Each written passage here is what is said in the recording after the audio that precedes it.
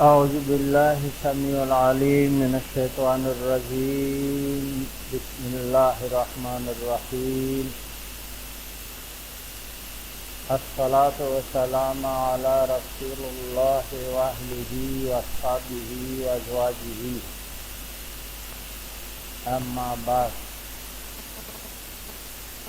السلام علیکم ورحمۃ اللہ وبرکاتہ. أيها المستمعون الكرام،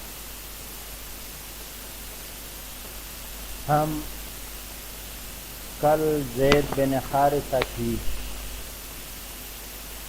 حالات، واقعات اور زندگی پر ہم نے روشنی ڈالی کہ کیسے تھے، کون سے نسل کے تھے، کس وقت کس عمر میں شہید ہوئے وغیرہ.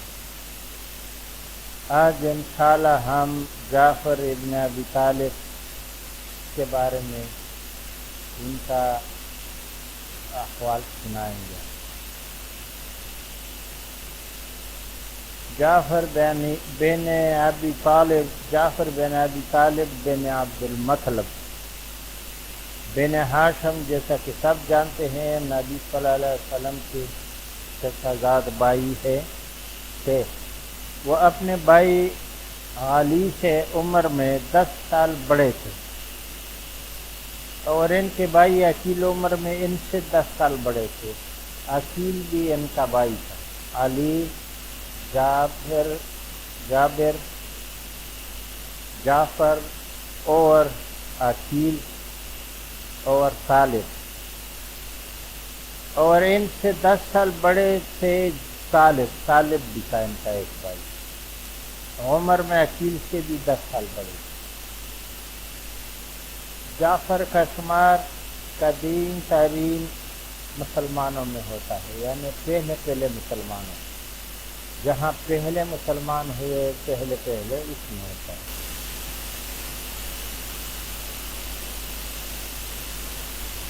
جعفر کا شمار قدیم ترین مسلمانوں میں ہوتا تھا. حبشہ کی طرف ان کی ہجرت مشہور واقعہ ہے، جو ان کا افتاح حمیدہ میں شمار کیا جاتا ہے، جس کا ذکر مکے سے مسلمانوں کی ہجرت حبشہ کی دمن میں پہلے کیا جا چکا ہے. پہلے ہم بیان کیے تھے. جب وہ حبشہ سے واپس ہو کر خیبر میں نبی علیہ السلام کی خدمت میں پہنچے تو نبی علیہ السلام نے فرمایا، میرے سمجھ میں نہیں آتا کہ مجھے فتح خیبر کی زیادہ خوشی ہوئی ہے یا جعفر سے دوبارہ ملنے. سیدنا جعفر نے جب حبشہ سے ہجرت کی تو مکے نہیں گئے بلکہ سیدھا مدینہ میں آ گئے. اس وقت نبی علیہ السلام غزوہ خیبر میں تھے اور غزوہ فتح بھی ہو گیا تھا، تو وہاں کچھ دن ٹھہرنا پڑا تھا خیبر میں نبی علیہ السلام کو اور تمام لشکر کو. ان کو جب خبر ہوئی مدینے میں کہ وہ نبی علیہ السلام تو ابھی غزوہ خیبر میں ہے، تو سیدھا وہاں چلے گئے، انتظار بھی نہیں کیا مدینہ میں.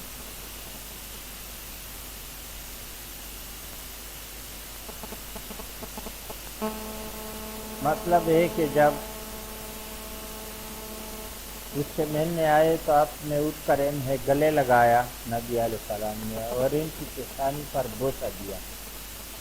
عمرہ قضا سے فراغت کے بعد مکے سے واپس ہوئے. آپ نے فرمایا تھا، جعفر حلق و دلق دونوں میں مجھ سے مشابہت رکھتے ہیں، مطلب قد وغیرہ میں اور جو فش ہے اس میں برابر.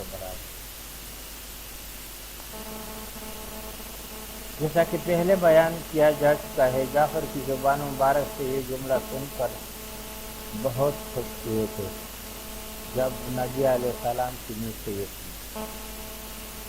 غزوہ موتا میں شہادت کے بعد ان کے جسم پر 90 سے زیادہ تیروں، تلواروں اور نیزوں کے زخم پائے گئے تھے، جو سب کے سب سامنے کی طرف تھے، مطلب ہم نے کہا جیسا کہ پہلے بیان ہو چکا ہے۔ حضرت موسیٰ نے زید بن حارثہ کی شہادت کے بعد جعفر ابن ابی طالب ہی نے اسلام علم سنبھالا تھا جب رومیوں سے لڑائی میں ان کا داہنا ہاتھ جس میں انہوں نے علم پکڑ رکھا تھا کٹ گیا۔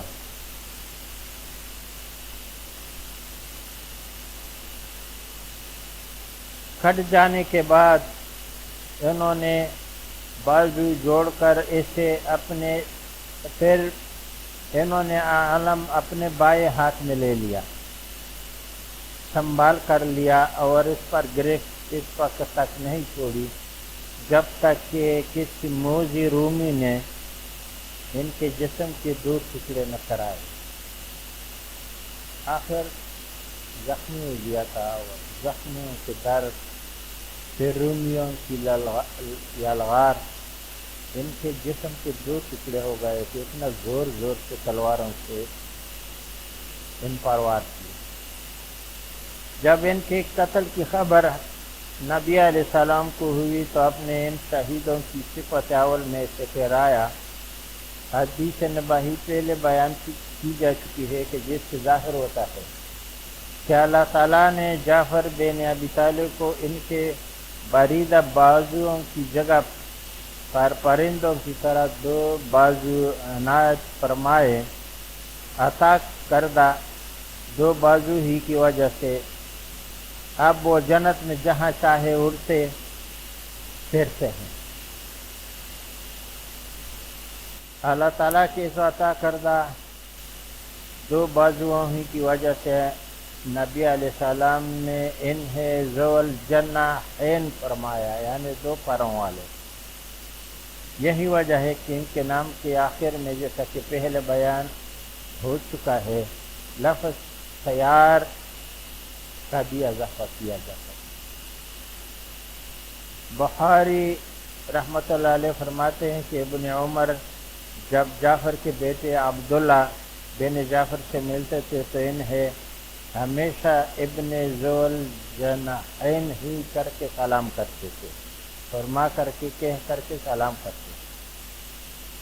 تاہم یہ بات بعض راویوں نے خود عمر رضی اللہ عنہ سے منسوب کی ہے۔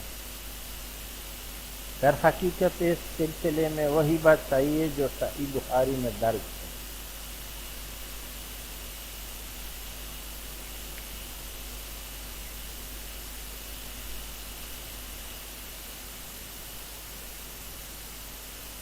ابو ہریرہ کا یہ قول بیان کیا ہے کہ میں نے جعفر ابن ابی طالب کو فرشتوں کے ساتھ جنت میں اڑتے دیکھا، تو آپ نے دیکھا ان کو بازوؤں کے ساتھ اٹھتے ہوئے دیکھا۔ جیسا کہ پہلے بیان ہو چکا ہے، جعفر بن ابی طالب اپنے بھائی علی سے عمر میں 10 سال بڑے تھے۔ اس لحاظ سے اور ایک حساب سے جعفر بن ابی طالب کی عمر ان کی شہادت کے وقت 39 سال ہوتی ہے، کیونکہ سیدنا علی نے جب اسلام قبول کیا تھا اس وقت ان کی عمر 8 سال تھی، 8 سال، جس کے بعد جیسا کہ مشہور ہے وہ مکے میں 13 سال رہے، اور جب انہوں نے مکے سے ہجرت کی اس وقت ان کی عمر ان کے حساب سے 21 سال کی، اور چونکہ عازوہ موتا ہجرت کے 8ویں سال وقوع پذیر ہوا، تو 21 سال میں 8 سال اضافے کے بعد اس وقت خود علی کی عمر 39 سال کی، کیونکہ جیسا کہ پہلے بتا چکا ہے جعفر بن ابی طالب کی عمر میں 10 سال بڑے تھے، لہذا اس حساب سے ان کی عمر شہادت وقت ٹھیک 39 سال کے ٹھہرتی ہے۔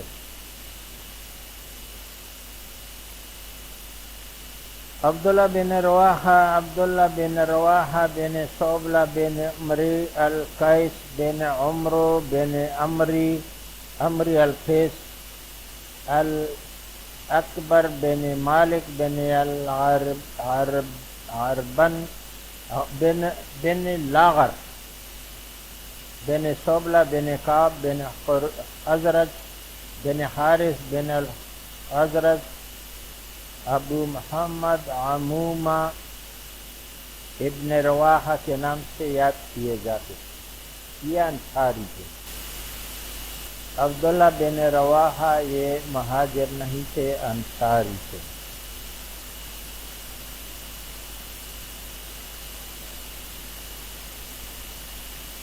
اور کچھ لوگ انہیں ابو عمرو الانصاری الحضرجی بھی کہتے تھے۔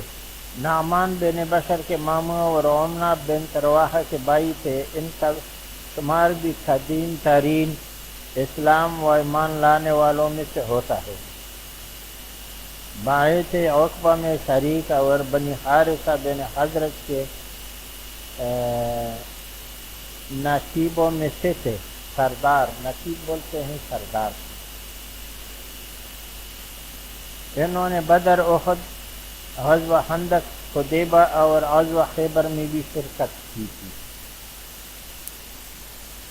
جیسا کہ پہلے بیان کیا جا چکا ہے۔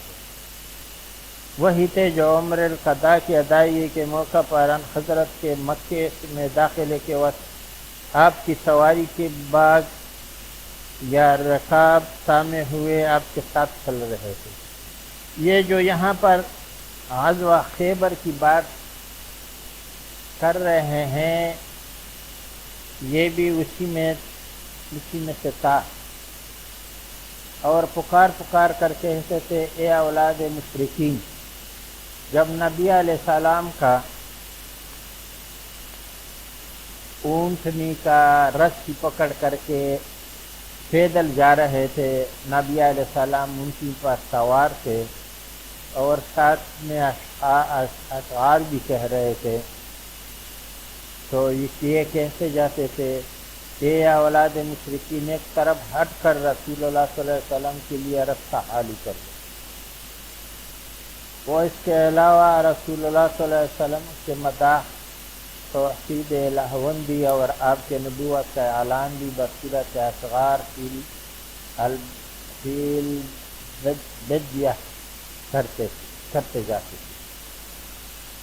ابن رواحہ غزوہ موتہ میں اپنے دو ساتھی عمرائے لشکر اسلامی یعنی زید بن حارثہ اور جعفر بن ابی طالب کی شہادت کے بعد اسلامی علم بلند کیے، مجاہدین اسلام کے حوصلے بڑھاتے اور کثیر التعداد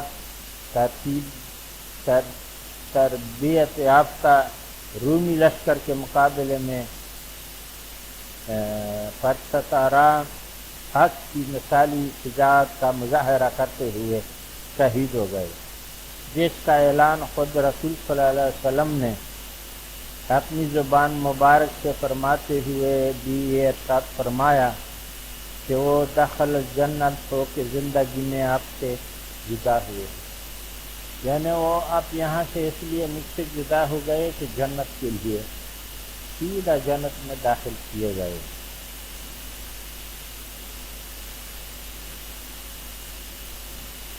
حشام ابن عروہ کہتے ہیں، چنانچہ اللہ تعالیٰ نے انہیں شہادت کے وقت تک ثابت قدم رکھا، جس کے بعد وہ داخل جنت ہو گئے۔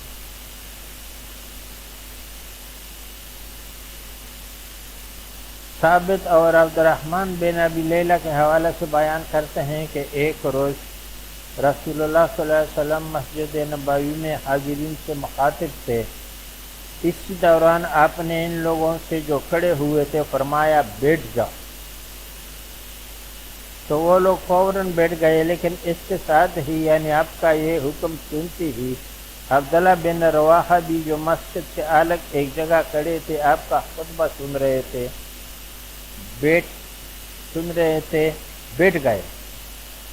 جب دوسرے لوگوں نے مسجد سے باہر ابن رواحہ کے ساتھ کھڑے نبی صلی اللہ علیہ وسلم کا خطبہ سن رہے تھے تو آپ کو یہ بات بتائی تو آپ نے فرمایا اللہ تعالیٰ نے اپنے رحمت سے مزید نوازے اور اس کے رسول کے احکام کی تعمیل کا جو جذبہ اور اس کے باتیں سننے کا جو اشتیاق ان کے دل میں ہے اس سے اور بڑھایا جائے۔ مطلب نبی علیہ السلام ایک وقت خطبہ دے رہے تھے جو مسجد میں لوگ بیٹھے ہوئے تھے یہ باہر کیسے کے ساتھ کھڑا تھا، جب یہ الفاظ سنے تو ادھر ہی بیٹھ گئے، اب یہ اندر نہیں آئے تھے، بس وہ بولا کہ میں نے نبی علیہ السلام کی آواز سنی، بس جہاں بھی ہو ہمیں بیٹھنا چاہیے، لہذا ہم بیٹھ گئے۔ اس پر ان کو بہت شاباش ملی اور نبی علیہ السلام سے وہ اس سے بہت راضی ہوئے۔ شہدائے موتا کی اسماء گرامی۔ غزوہ موتا میں شہید ہونے والے مہاجرین سے جعفر بن ابی طالب کے علاوہ 3 غلام، زید بن حارثہ کلبی، مسعود بن اسود بن حارثہ بن ندلہ العبدی، وحید بن سعد بن ابی سرح، یعنی کل 4 افراد۔ ان کے علاوہ اور بھی 2 بندے مہاجرین میں سے شہید ہوئے تھے، ٹوٹل 4 آدمی۔ اور انصار میں سے عبداللہ بن رواحہ، عباد بن قیس، الحضر جیان، حارث بن نعمان بن اصاف بن ندلہ نجاری، سراقہ بن عمر بن عطیہ بن حنصہ المازنی، یعنی یہ بھی 4 ہی افراد۔ جنگ موتا میں کل 8 آدمی لشکر اسلام کی 8 اصحابہ کرام شہید ہوئے۔ دیکھو 2 لاکھ رومی فوج اور 3000 لشکر اسلام کے فدائی، ان میں سے صرف 8 آدمی شہید ہوئے اور ان لوگوں کا کچمبر نکال دیا۔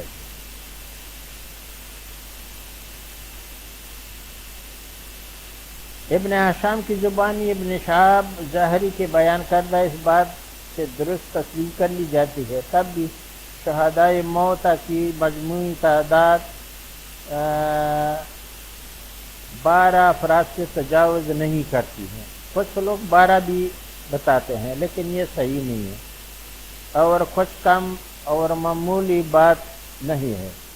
1 لاکھ رومی اور 1 لاکھ عرب کے نصرانی فوج، یہ 1 لاکھ عربی نصرانی فوج تھا، یعنی دشمن کے 2 لاکھ افراد پر مشتمل ہر طرح کی اسلحہ جنگ سے لیس افواج کا مقابلہ صرف 3000 اسلامی مجاہدین نے جم کر کیا اور اس میں اپنے صرف 12 آدمی کوئے، جبکہ انہوں نے دشمن کے فوج میں نہ صرف کشتوں کے کشتے لگائے بلکہ اس پر فتح بھی حاصل کی۔ غزوہ موتا میں شریک مجاہدین میں سے صرف ایک خالد بن ولید کا بیان ہے کہ اس روز ان کے ہاتھ میں 9 تلواری کھینچے تھے، مطلب ایک استعمال کرتا، لڑتے لڑتے وہ چھوٹ جاتا، دوسرا پکڑ لیتے تھے، جن کے یک کے بعد دیگر انہوں نے جتنے زیادہ سے زیادہ مشرک وہ قتل کر سکے تھے کیے تھے، اور آخر میں ان کے ہاتھ میں ایک یمنی تلوار کا صرف قبضہ رہ گیا تھا، اور انہوں نے اسی طرح تعداد باطل پرستوں کا اور صلیب کے پجاریوں کے مقابلے میں اسلام اور قرآن کا دفاع کیا تھا۔ اب یہاں ملوک عالم کے نام نبی علیہ السلام کے خطوط کا ذکر ہو رہا ہے۔ واقعی کے بقول ملوک عالم کے ساتھ سیدنا رسول اللہ صلی اللہ علیہ وسلم کہ مراسلات کا آغاز سال 7 ہجری میں ہو گیا تھا۔ 6 ہجری میں انہوں نے جو مکہ اور مدینہ کے آلے دوالے جو دور علاقوں میں شہنشاہ ہوتے تھے اور ملوکیت کرتے تھے، ملوک ہوتے تھے، ان کے ناموں میں اس کو خط ارسال کیے۔ ابتدائی سال 8 ہجری میں ہوئی تھی، البتہ اس بارے میں ان دونوں میں باہم کوئی اختلاف نہیں۔ اس کا آغاز صلح حدیبیہ یا عزوہ موتہ کے بعد ہوا تھا، جو کہ انہوں نے خط ارسال کیے۔ جہاں تک اس سلسلے کا آغاز صلح حدیبیہ کا بعد ہونے کا سوال ہے تو اس کا ثبوت ابو سفیان کے ایک مقدمہ بیان سے ملتا ہے جو درج ذیل ہے۔ ابو سفیان بیان کرتے ہیں کہ ہمارا تعلق تاجروں کی قوم سے تھا اور ہم اکثر شام کی طرف تجارتی قافلے لے کر جایا کرتے تھے، لیکن رسول اللہ صلی اللہ علیہ وسلم کے مکے سے ہجرت اور آپ کے ساتھ ہماری لڑائیوں کا سلسلہ شروع ہونے کے بعد ہمارا یہ کاروبار تقریباً ختم ہو گیا تھا، کیونکہ ان کے قافلوں کو ضرور مدینہ سے گزرنا تھا، ان کے شہر میں باہر یا نزدیک، لیکن طرف وہی تھا، دوسرا طرف نہیں تھا، تو وہاں پر ان کے قافلوں کو لوٹا جا رہا تھا۔ اس وجہ سے انہوں نے یہ تقریباً بند کیا۔ لیکن صلح حدیبیہ کے بعد جب ہم اہل مکہ کو کچھ اذمیان نصیب ہوا تو ہم نے تجارتی سلسلہ پھر شروع کیا، کیونکہ مجھے اہل مکہ نے مجبور کیا کہ میں اب کے ایک بڑا تجارتی قافلہ لے کر شام کی طرف جاؤں تاکہ پچھلے دنوں کا کچھ تلافی ہو جائے۔ لہذا میں نے ایک تجارتی قافلہ ترتیب دیا جس میں مکے کے قریب ہر عورت اور مرد کا کچھ نہ کچھ تجارتی مال شامل تھا۔ اس زمانے میں ایمانداری بہت تھی، کافروں میں بھی۔ دیکھو ایک دوسرے کو پیسہ دے کر کے، بھائی آپ تجارت کرتے ہو، ہمارا بھی یہ پیسہ تجارت میں لگا لو اور اس کا منافع دے گا۔ اور آج ان مسلمانوں کو دیکھو، اگر 100 روپے آپ دیں گے تو آپ کو واپس نہیں کریں گے، کتمان کریں گے، اور یہاں تک کہ آپ جھگڑا بھی کر دیں آپ کو واپس نہیں دیں گے۔ لیکن وہاں اس زمانے میں ایک تجارتی قافلہ، ایک تاجر لے کر کے بہت سارے لوگ ان کو ناد پیش دیا کرتے تھے کہ مال تجارت میں ہمارا بھی حصہ ڈالو۔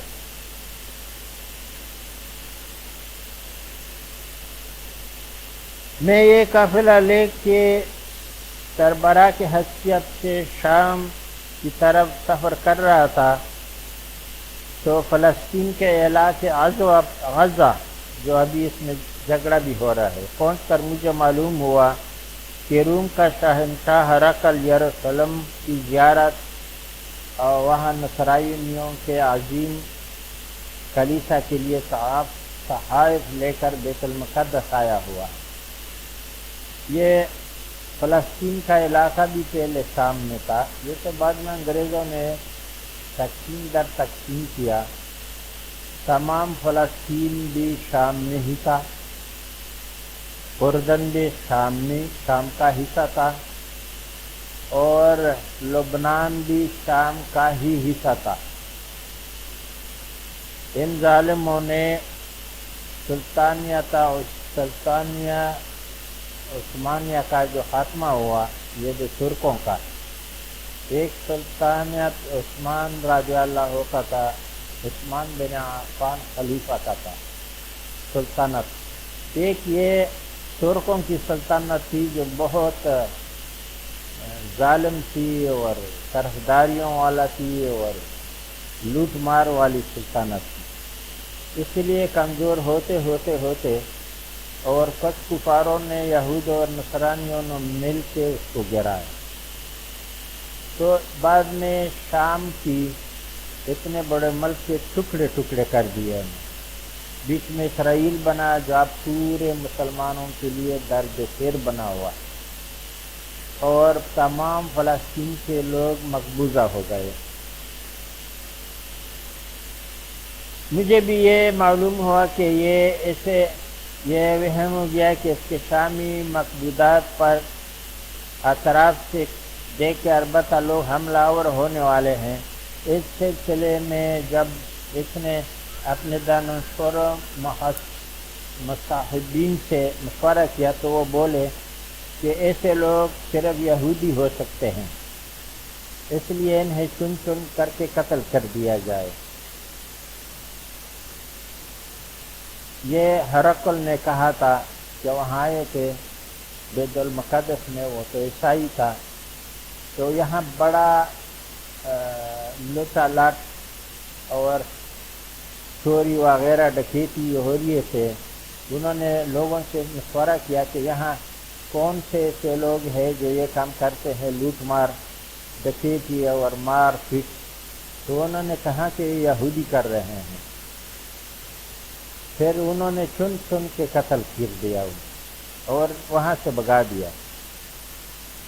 ابو سفیان آگے بیان کرتے ہیں کہ مجھے بھی معلوم ہوا کہ ہرقل نے اپنے مشیروں کی یہ بات سن کر ان سے پوچھا، تم لوگ قریش کے حربی قوت اور ان کے مقابلے میں مدینہ میں جو ایک نئی قوت ابھر رہی ہے، اس کے بارے میں کیا کہتے ہیں؟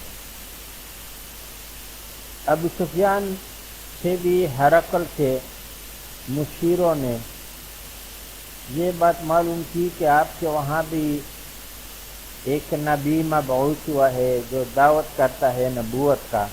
ہرقل نے بھیجے کہ ان سے پوچھو یہ ان کے بارے میں کیا کہتے ہیں۔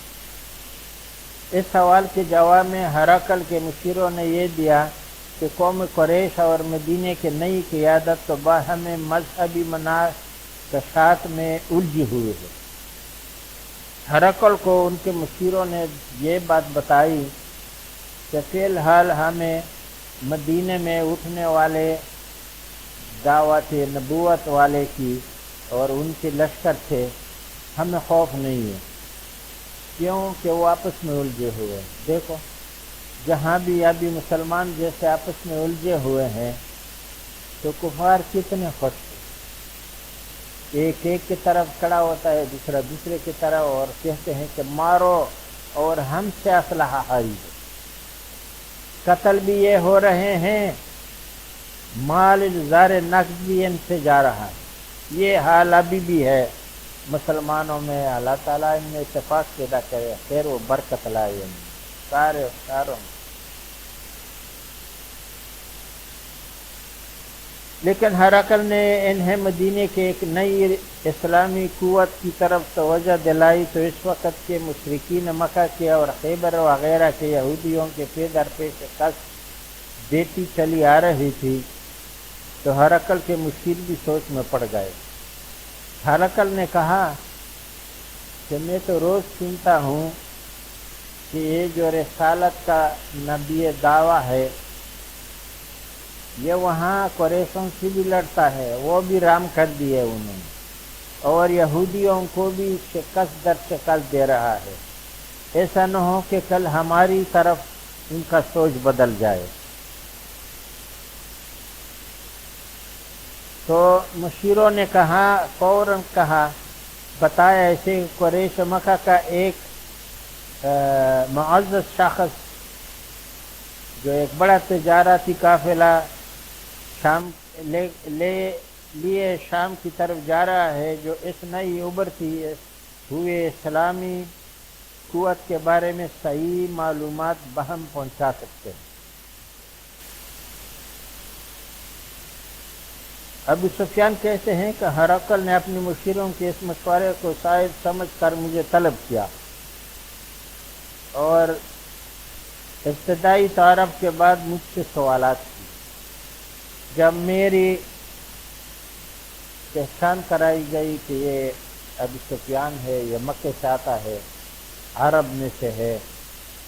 वो खुद तो अरबी नहीं जानता था, ईसाई वो, लेकिन एक तर्जुमान के तवसत से इनसे पूरे मालूमात हासिल किए और सवाल और जवाब पूछे। उन्होंने कहा कि मैं कुछ पूछना चाहता हूँ, उनका जवाब दिए। हरकल, इसने सवाल किया, मैंने सुना है कि तुम्हारी कौम के एक शख्स मोहम्मद नामी दावा किया है, मोहम्मद नामी ने दावा किया है कि वो अल्लाह का रसूल है, क्या ये दुरुस्त है? अबू सुफियान ने कहा, जी हाँ, ये दुरुस्त है। हरकल ने सवाल किया कि मक्का में एक शख्स दावा करता है कि मैं अल्लाह का रसूल हूँ, तो उन्होंने कहा कि बिल्कुल वो ऐसा ही करता है। हरकल, क्या मोहम्मद तुम्हारी कौम के किसी बहुत मालदार कबीले से ताल्लुक़ रखते हैं? ये उन्होंने सवालात किया अबू सुफियान। अबू सुफियान ने वो माली हैसियत के लिहाज से एक औसत दर्जे के हाशमी कबीले से ताल्लुक़ रखते हैं। अबू सुफियान ने यह जवाब दिया कि बहुत बड़ा मालदार तो नहीं है, तवसत तबका है जो हमारे अंदर ही कुरैश में से है और कबीला हाशमिया से है। ये भी उन्होंने बयान किया। हरकल सवाल करते हैं, क्या इनके पैरों सब के सब पैरवी करने वाले सब के सब साहिब शुरूत अशखास थे? अबू सुफियान ने, वो करीबन सब नादार और मुफलिस, मस्कीन और मफलूक हाल लोग थे। इसके जवाब में कि क्या वो मालदार जो इनका पैरवी करते हैं वो लोग मालदारों में से है? तो अबू सुफियान ने कहा कि नहीं, वो तकरीबन सब नादार है, मतलब दौलत वाले नहीं है। मुफलिस है, मतलब पैसा नहीं रखते हैं। फिल्स बोलते हैं पैसा को अरबी में, और हम भी यार बहुत बड़े पैसे वाले हैं, बड़ा पैसा, रुपये वाले नहीं कहते हैं। हालांकि पैसे से रुपया बहुत वजनी है और फिर तो हज़ारों तक, लेकिन शुरुआत हर करेंसी का पहले छोटे से होता है। तो अरब में जैसे दरहम का या रियाल का, उसको फुलूस कहते हैं पैसे को। तो उन्होंने कहा कि वो मुफलिस है, पैसा नहीं है उनके पास, मस्कीन है और मफलूकल हाल लोग है, यानी बुरे हालत वाला। हरकल, क्या तुम्हारी कौम ने इससे पहले भी किसी शख्स ने नबूवत का दावा किया है? हरकल ने और सवाल पूछा कि तुम्हारे कौम में इससे पहले किसी और शख्स ने नबूवत का दावा किया है? अबू सुफियान ने कहा नहीं। अबू सुफियान आगे बयान करते हैं कि मेरे ये उस वक़्त कुफर के हालत में था, मुसलमान नहीं हुआ था, बाद में तो बेहतरीन मुजाहिद बना।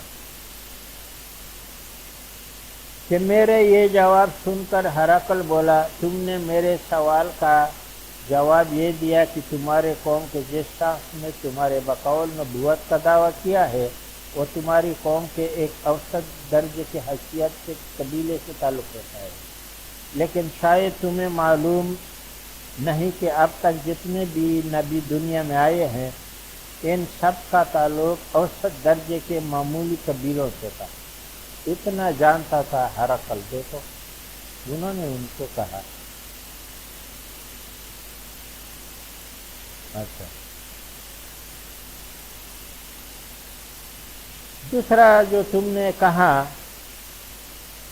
कि मेरे सवाल का जवाब दिया कि तुम्हारी कौम में पैदा होने वाले इस बकौल खुद नबी के करीबन सारे पेरू नादार, मुफलिस और मस्कीना और मखलूक और हाल लोग हैं, तो तुम्हें मालूम होना चाहिए कि पिछले तमाम अंबिया के तमाम पैरू ऐसे ही लोग थे, क्योंकि इन्हें दुनिया का नहीं आखिरत का ख्याल था। میرے تیسرے اور آخری سوال کا جواب تم نے یہ دیا کہ اس شخص سے قبل تمہاری قوم کے کسی شخص نے نبوت کا دعویٰ نہیں کیا ہے، اور تم ابتدا میں یہ بتا چکے ہیں کہ محمد کا تعلق ہماری قوم سے، اور ان کا دعویٰ کا آخری دعویٰ ہے کہ آخری نبی اور رسول عرب کے سرزمین پر پیدا ہوگا، یہ دعویٰ ہے تو، اور اس کا نام احمد ہوگا۔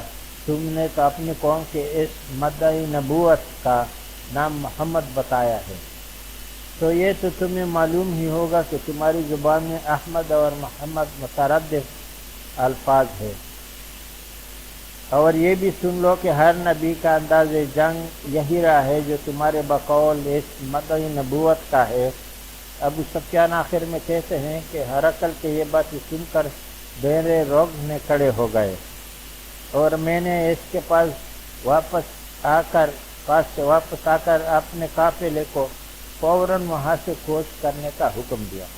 مطلب ہے کہ ہم ڈر گئے کہ کبھی ہرقل ہمارے خلاف کوئی کارروائی نہ کر دے، لہذا ہم نے خیر اس میں سمجھی کہ یہاں سے چلے ہی جائے، کیونکہ جہاں ان کو ملے تھے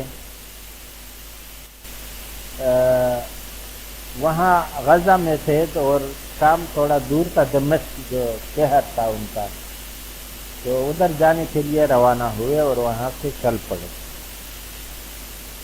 یہ حال تھی ابو سفیان سے ہرقل کی سوالات پوچھنے کی، جو انہوں نے سچ سچ بتائے، اور اس کی وجہ سے رب العالمین نے ان کو ہدایت بھی نصیب فرمائی، بعد میں اسلام کی ہدایت کی، کیونکہ ان سوالوں میں اس نے کوئی ہیرا پھیری نہیں کیا ابو سفیان، اور یہ بھی کہ وہاں سے چل پڑے تاکہ مجھے کوئی نقصان نہیں پہنچے۔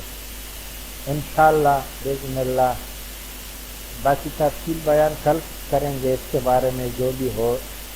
اللہم اغفر لی ولوالدی وللمؤمنین والمؤمنات والمسلمین والمسلمات الاحیاء منهم والاموات، ربنا لا تؤاخذنا ان نسینا واخطأنا، ربنا ولا تحمل علينا إصرا كما حملته على الذين من قبلنا، ربنا ولا تحملنا ما لا طاقة لنا به، واعف عنا واغفر لنا وارحمنا أنت مولانا فانصرنا على القوم الكافرين۔